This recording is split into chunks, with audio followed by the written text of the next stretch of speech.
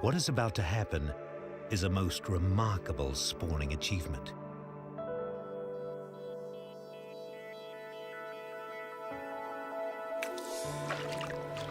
Prompted by the male, the two fish leap together high out of the water, where they cling to a hanging leaf. They hold on for about 3 seconds before first the female, then the male drop back, leaving behind a small cluster of eggs. They're called jumping characin, and each leap adds more eggs to the cluster.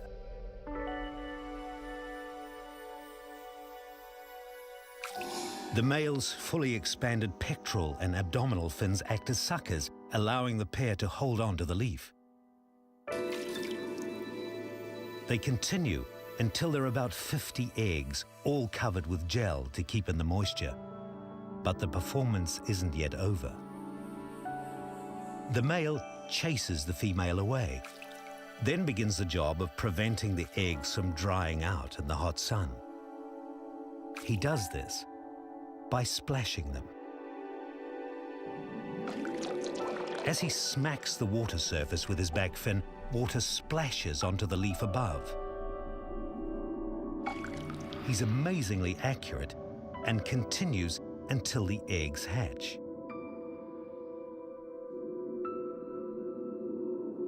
By the next day, they have already developed eyes. And the following day, prompted by the water splashes, the eggs begin to hatch. The fries enter the river with the falling water drops of their father's splashes. As they hit the water, the young fish seek out a hiding place among the leaves. Young Capella arnoldi have inherited a bizarre but successful strategy for spawning above the waters of the flooded woodland that now becomes their protector. Amazonia is not one continuous forest. Close to the rivers, there are broad, grassy plains that are rich in sediment. In the wet season, these plains are transformed into fields of floating aquatic plants of many kinds. Once the waters have risen, plants grow quickly in the intense heat of the equatorial sun.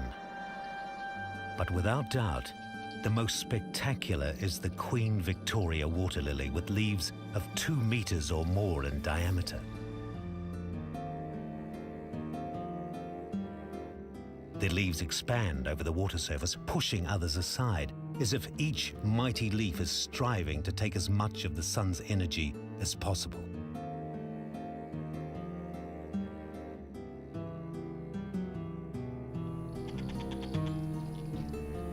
The fringes are raised to prevent flooding and armed with toxic spines, probably as defense against animals that would eat them.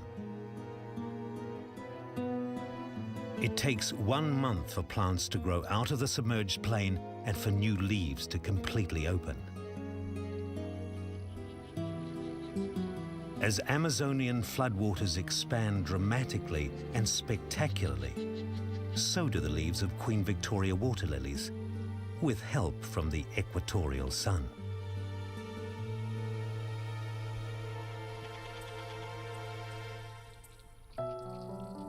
Water lettuce has a different growth strategy to the water lily.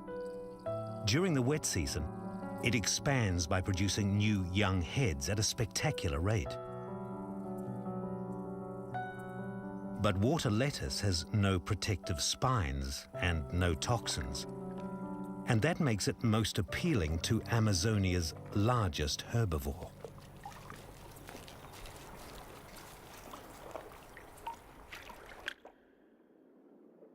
The Amazonian manatee, or fish cow, is related to the elephant. One thing the 300-kilogram manatee shares with its land-bound relative is a voracious appetite. Each animal consumes 30 kilograms of water plant a day. Fortunately, there's plenty of water lettuce. As floodwaters rise, a few small plant heads appear. Soon, those heads double and redouble again and again, and within weeks, cover vast areas. Water lettuce and the other floating plants of Amazonia grow mainly in the wet season. So manatees must eat huge amounts of food now in order to build up enough reserves to survive the coming dry season.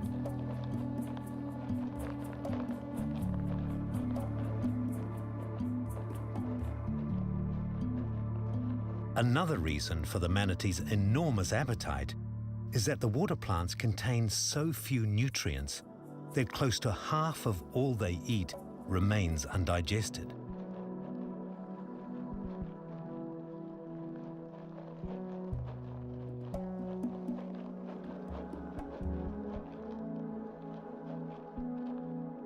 The manatees give the undigested material back to the river as feces.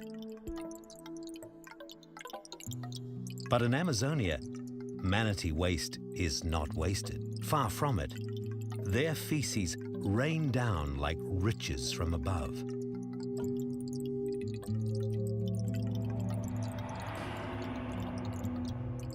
Many fish feed on the waste directly, and it also helps support the lives of thousands of other species.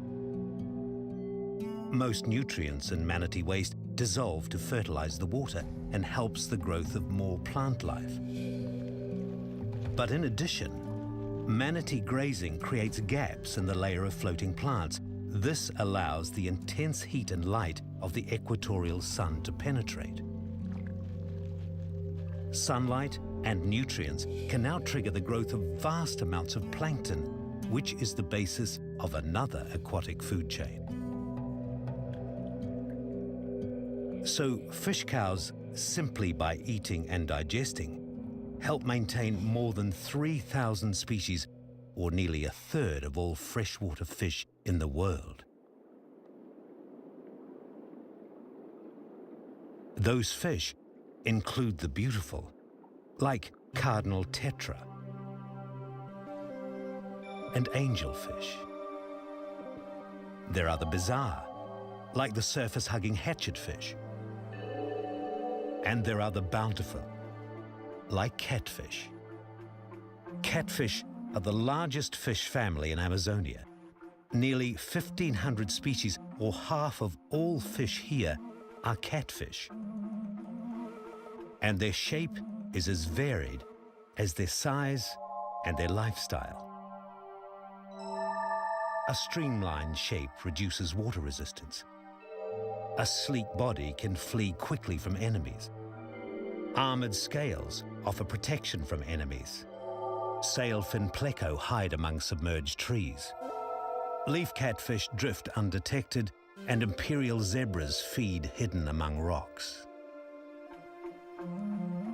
Catfish, more than any other fish, exploit the great variety of environments in Amazonia, which means that catfish, more than any other fish, end up on the menu of the river wolf.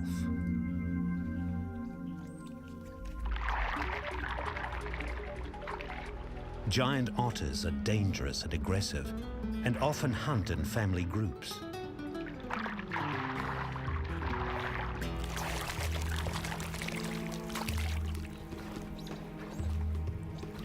A giant otter brings its catch to a favorite eating place. To fuel its active and energetic lifestyle, an otter eats 10% of its own body weight, or 3 kilograms of fish each day. It eats everything, even crushes bones. But even the otter's powerful jaws can't crush a big catfish's skull. This will feed others.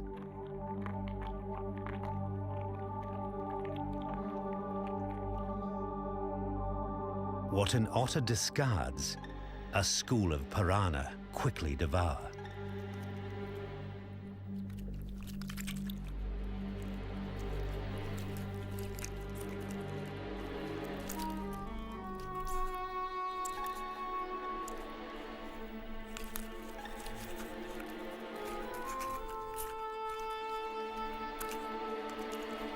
Like catfish, piranha are a large family of fish. There are over 30 species here,